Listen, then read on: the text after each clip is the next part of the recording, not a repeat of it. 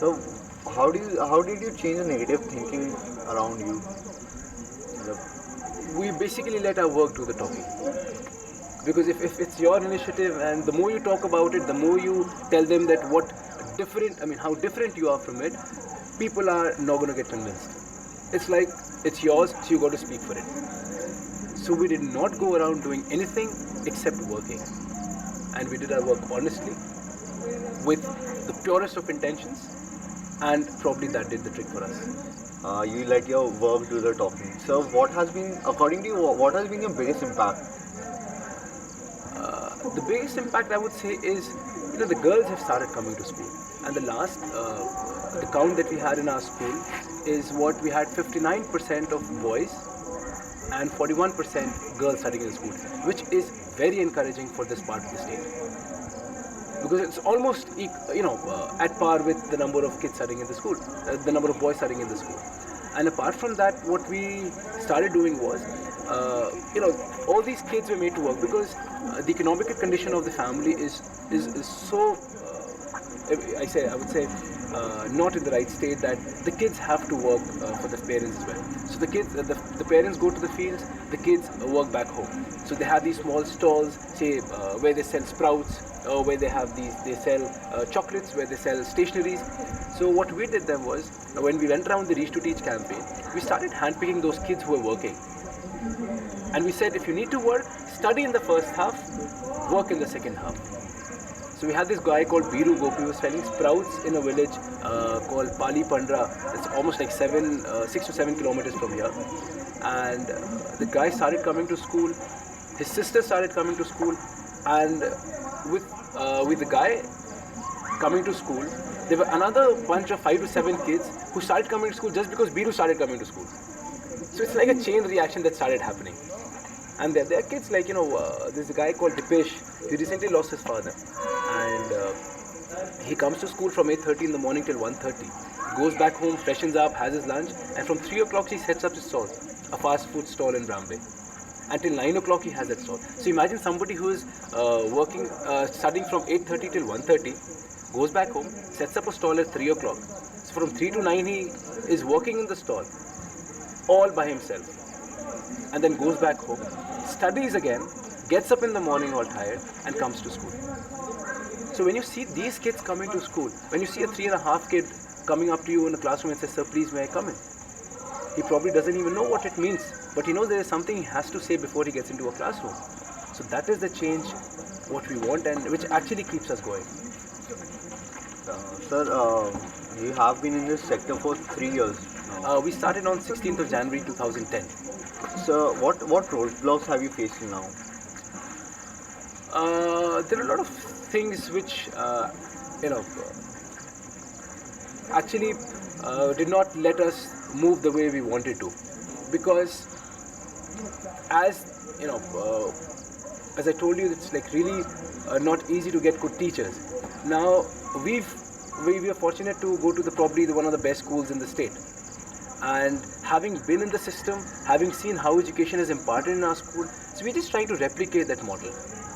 And when you fail to do that, I mean, it's not that I'm accountable to anybody. I'm accountable to myself. But at the end of the day, if I say this is what I wanted and this is what I'm able to deliver, so I mean, it's like really disturbing when you're not able to fill up the blocks. And if you just to mention a few of them, probably Reach to Teach help us clear the parents' mindset, because they could spend say $500 on liquor. They would booze and spend $500. That's not a problem. But if you ask for $100 for a month, that's too much for them. Itna kyun paisa, 100 rupees school mein kyun? So that was a little problem. And then gradually we started working on it. So we had to do a rehabilitation for the parents as well, that drinking is not good for your health. So you could use that money instead for your children. So instead of 500 for a liquor, buy Horlicks for $100. Start spending time with your kids. And trust me, it isn't as easy as it sounds. Because somebody who's addicted is not very willing to quit it. So those were the problems. Moreover, the parents who send their kids to school, and if they pay, their expectations are like, my kid it's been a month my kid is going to school, so he should be able to understand English, he should be able to speak correct English, right? And he should be able to write correct English. And it's with that expectation that they send their kids to school, and after 6 months of schooling, when they see that their kids are not able to speak correct English, that's where they start blaming the school. But what they fail to realize is that if a kid needs to learn English that quick, he needs to have a follow-up at home as well. So most of them are first generation learners. So if you talk about the expectations, it's massive. People have great expectations from us, and they should have it. It's not that they shouldn't have it. It's absolutely fine that they do. But then along with that expectation, it has to be practical, it has to be realistic, and then they have to give us some time. So, where do you see yourself and the school 5 years down the line? 5 years down the line. Well, I would say we would certainly not see ourselves 5 years down the line, but certainly somewhere higher in the line. And yes, jokes apart, we are trying to develop this into an institution where it continues to be a no-profit setup. We upgrade it to a +2 or a vocational center, because the kids who pass out from 10th, who do not have a proper academic background, they are now going to get into the best of colleges, because some of our kids, say the top 5% are managing to get, or maybe 10% are managed to get into the first year colleges. Like our kids have made into St. Xavier's College, Gosner College, Nirmala College, Ursuline Convent. But not all of them get a seat over there. The rest go into the 2-tier colleges and the 3-tier colleges. And going into 3-tier college is like as good as not going to a college. So even if they don't go to college, they get their attendance mark. At the end of the year, they go appear for the examination and they pass. That is not what we want our kids to do. So for those kids who do not make it into, say, the first-tier colleges or second-tier colleges, we are planning to set up a parallel vocational center, job-oriented trainings, okay, and where we impart such trainings to these kids. So it's not like we are leaving them after 10th. We're trying to go as far as we can to them till they are capable of supporting their families. Because from this part of the state, the main focus is to help these kids, to enable them to support their families. So that is what we intend to do in the years to come. And yes, as I said, the school is going to be a no-profit setup.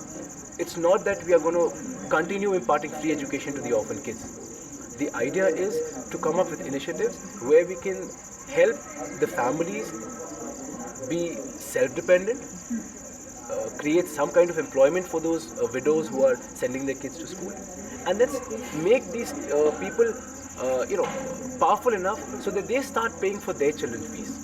So every year we can pick new set of orphans, new set of widows, and start supporting them.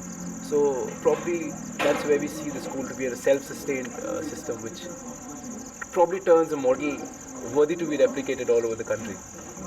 So one final question. It must get really frustrating at times. What keeps you driving? What is the basic motivating force?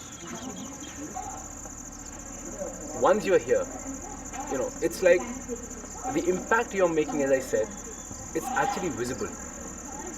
Right. So every morning when you wake up and every night when you sleep, you know that you've actually made a change in at least 500 lives. And that thought, trust me, is way more satisfying than earning 50,000 or 5 lakhs or say 50 crores a month. So with that satisfaction, if you wake up in the morning, I believe you will start loving Mondays. Trust me. Thank you, sir. Pleasure.